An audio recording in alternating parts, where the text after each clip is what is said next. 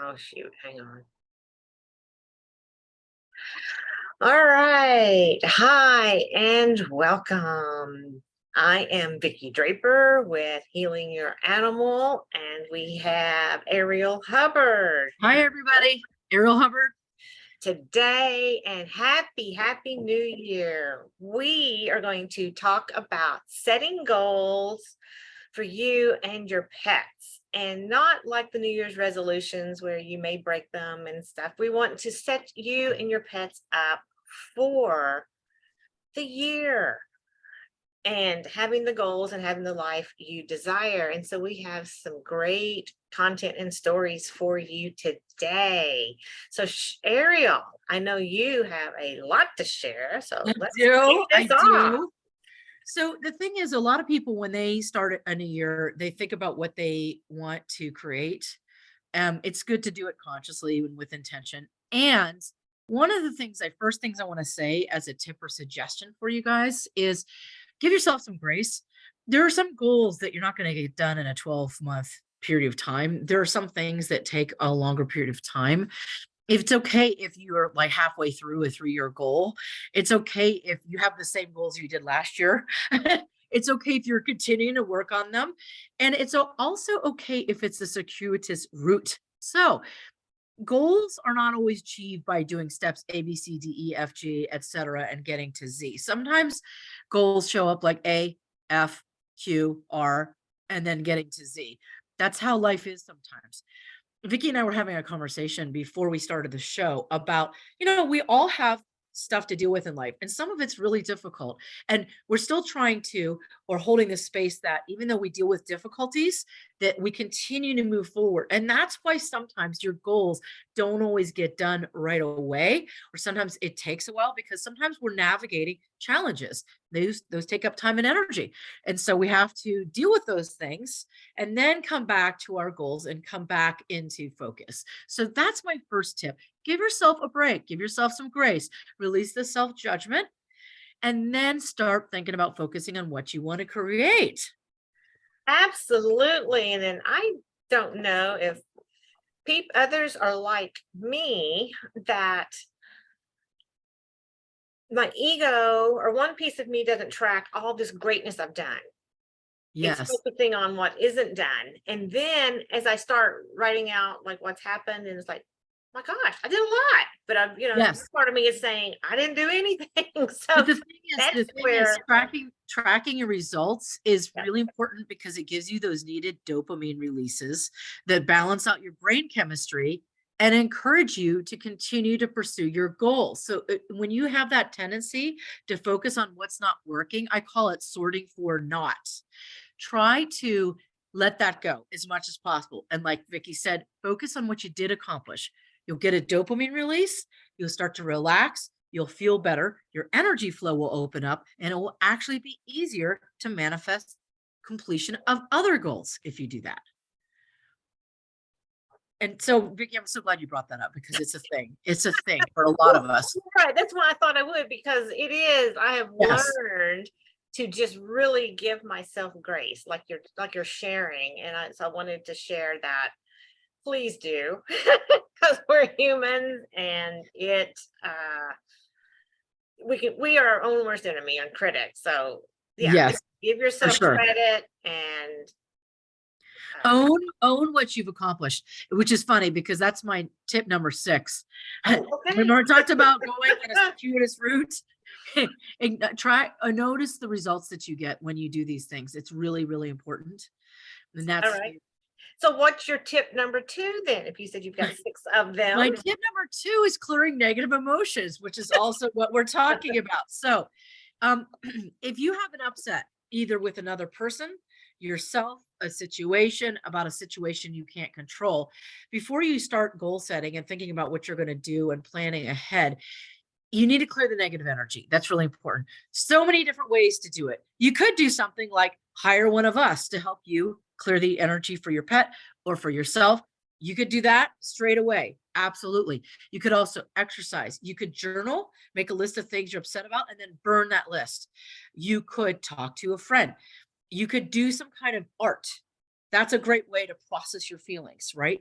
Something expressive to get the energy out of your body. So then you're in a state of being in balance, and then you can really focus on what you want to create. So definitely clearing the negativity. That's huge. Really, really important. It is, and I love your suggestions of the different ways. And so what I would like to add is maybe you normally do journaling and then you really don't feel like it. Draw, do something that just keeps the energy moving. And And so, also, yes, and at the risk of sounding self-serving, you could also use Vicky's essences because they really do help. yes, that helps get the energy Vicky has moving. some great essences that she has some great essences, and you just take them and you can spray them around your pet's aura or your aura, and that helps a lot.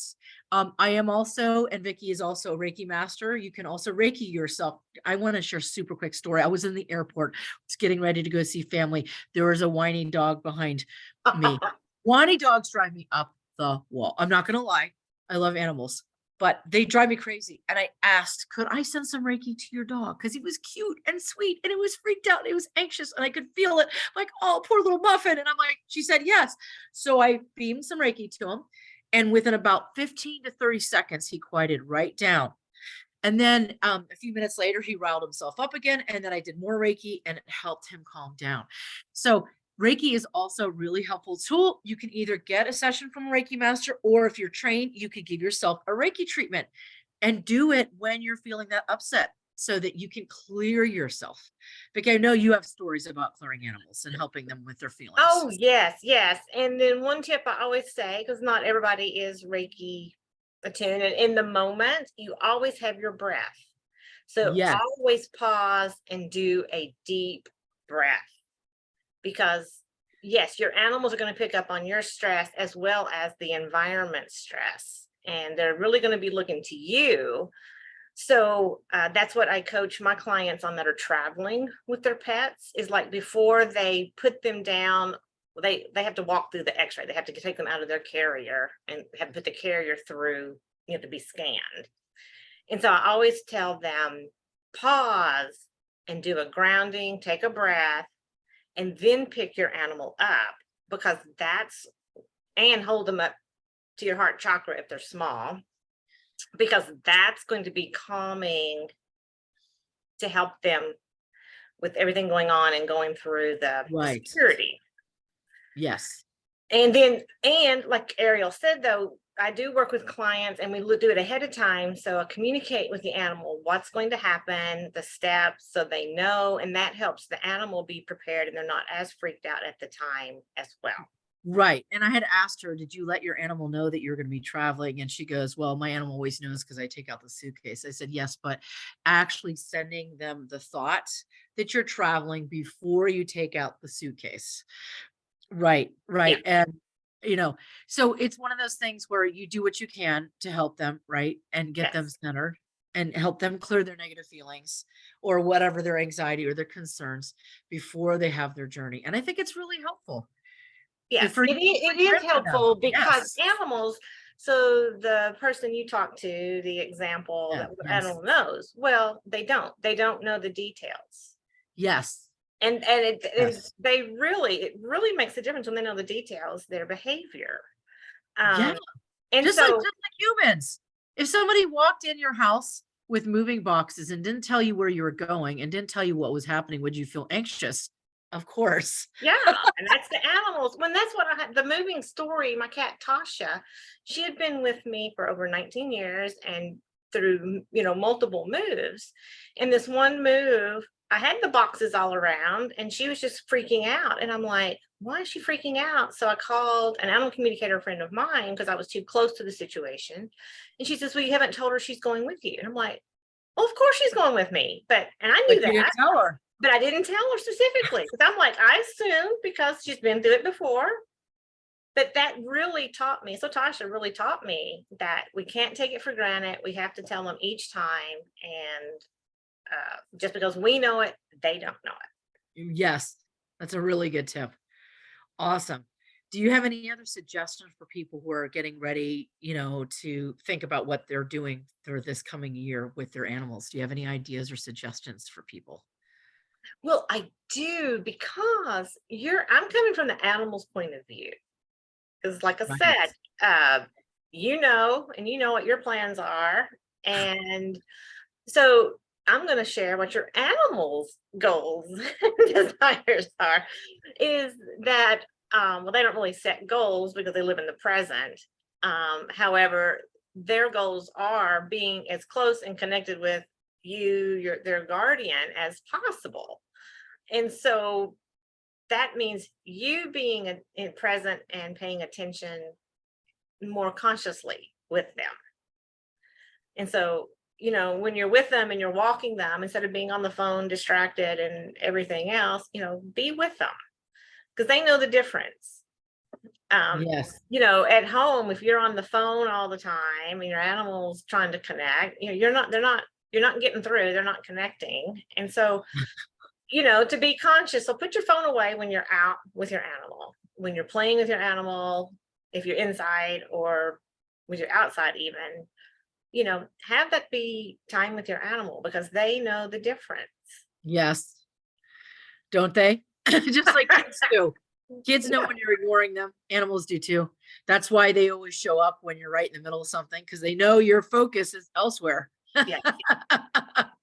100%. And speaking of focus, once you've given yourself some grace and you've cleared any negative emotions or insecurities or fears, then you can focus on your goals. There are a lot of different ways to do this. Some people make lists, some people do a visual medium like a vision board or a Pinterest page. Right? They'll get images of what they want to experience and they'll put that up there. Sometimes people do a list on voice memo, which actually I think is really helpful because most people's non-dominant learning style is auditory. And so if you make a list of things you want to accomplish, you record it on voice memo and then you play it back over and over again. People have a higher tendency to listen to their own voice than other people's voices. And so it's like doing self-hypnosis for yourself is this is what I'm accomplishing this year. So you can play that voice memo back and listen to that and you'll actually hear yourself saying this is what I'm creating this year, which is really nice. And there are a lot of different ways you could do it. Another great tool is called a focus wheel. Um, and it is a combination of a wheel of life and a list of goals you want to accomplish and things you're delegating to other people and things you want to accomplish and challenges you've had and then what you're letting go of. That's a really good tool that a lot of coaches use. It's a wonderful tool. So something to focus, like what are you really looking at? And you can look at different areas. What are your goals, your fitness goals versus nutrition goals versus relationships goals versus business goals? So you can look at these different areas of that wheel of life and think about, oh, well, what do I want to create for myself and my pets? Or just myself if you don't have pets. But whatever that is, like look at what you do want to create and get that focus going. So, yeah, so that's one thing. And another tip is recognizing resistance. And to be clear, there in the world of coaching or in the world of personal development, most people don't talk about legitimate resistance. They only talk about resistance that's based on fear or resistance that's based on insecurity. And that's a real thing. However, sometimes we have resistance because sometimes the goals that we have are based on what society is telling us we should do versus what our internal guidance or our higher self is looking to create. So, for instance, I'm going to give you an example weight loss. Okay. We live in a fat phobic, diet oriented culture that always tells you you can never be too thin or too rich. That's like the teaching. Okay. And the thing is, there are a lot of studies out there that say that a lot of people who are 20 to 30 pounds, quote, overweight, that's a quote because that's who decided what that means. Um, that's not necessarily true that they're not healthy. Okay. So somebody might have this idea, I should lose 20 pounds this year. But in reality, their body's saying, you're fine exactly the way you are. So sometimes, like if you're having a resistance to something like that, it's good to check in and go, okay, why am I resisting? Do I really need to accomplish this specific goal? For some people, the money might be the focus, and maybe the things that they would have to do to earn that money might be too stressful for them. But they have to tune in to find that, listen to that resistance and find it and go, huh, is that really going to give me what I want?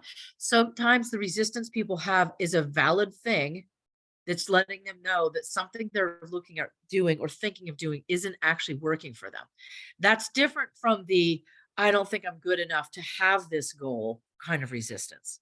So it's important to recognize resistance. Is it a valid resistance based on a legitimate feeling or intuition?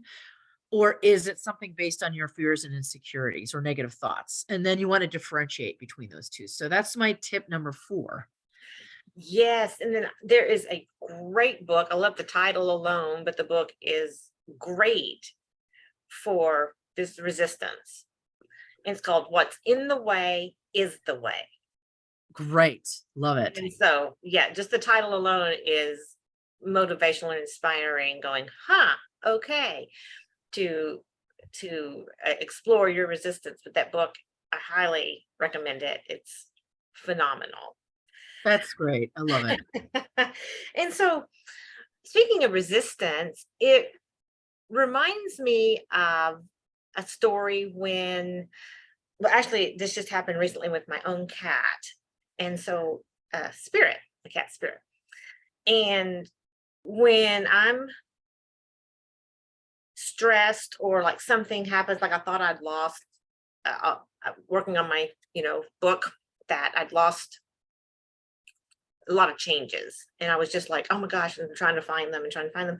That's when Spirit is up in my face, licking and licking. And I'm just like, not now, but he's like Yes. insistent. And so then I paused and I thought, oh, he's reacting because I was stressed. Yes. And he was coming in. He's actually doing me a favor, not being a distraction. He was actually doing me a favor by saying, chillax, which I love that word, chill out and relax. And going, it's okay. And so I've noticed that now if I get in that state, he's right there. And before it was like, just creating more chaos for me. But in reality, he is actually helping. He's helping me to say, stop, pause. It's okay. Right. It's going Right. to work out. And it doesn't look like it to you when you're in that. So my invitation is pay attention to your cat or dog. If they're coming in and loving all over you when you're not really feeling like you're focused on something, that you think is devastating or whatnot, and appreciate them and thank them. Yeah, totally. Kids do that too.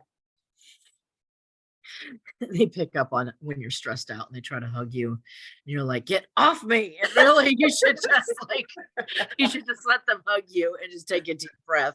Well, exactly. Because then Yeah. that's when I learned that, then I'm like, oh, it's my time to take my deep breath. It's like, okay, Yes. thank you, Spirit. And then we connect and we have this nice loving connection. And then we can both go on about That's good. our day. Sometimes when you do that, then the missing edits reappear.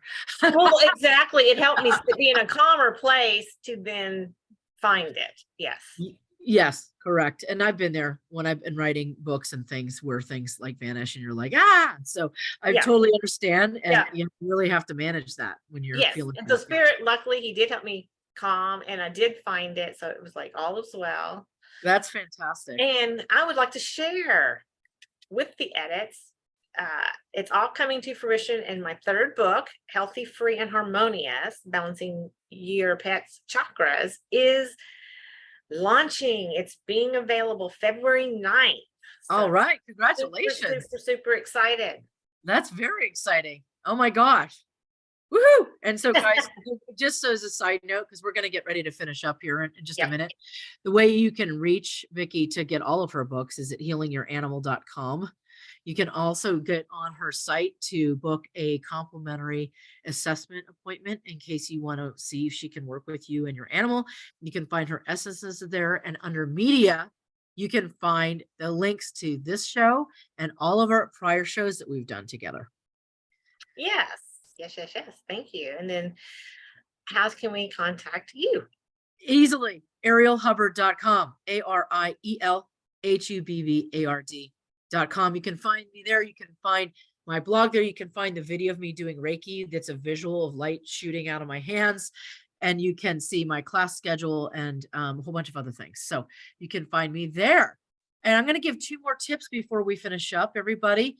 All One, right. after you've done all the giving the grace, right? Letting go of the negative emotions, right? Focusing on your goals and recognizing any resistance, then you can create your action steps.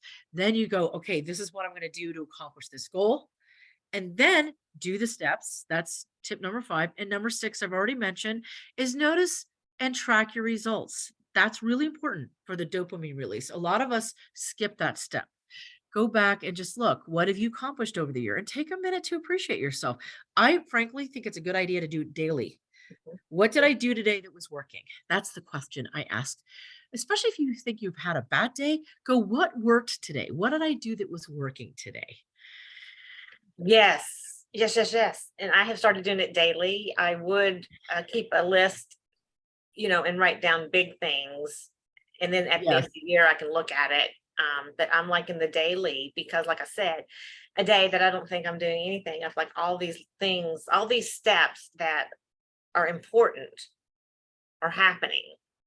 And so, because with everything, it's always small steps. Lots of small steps make the big changes. So, right.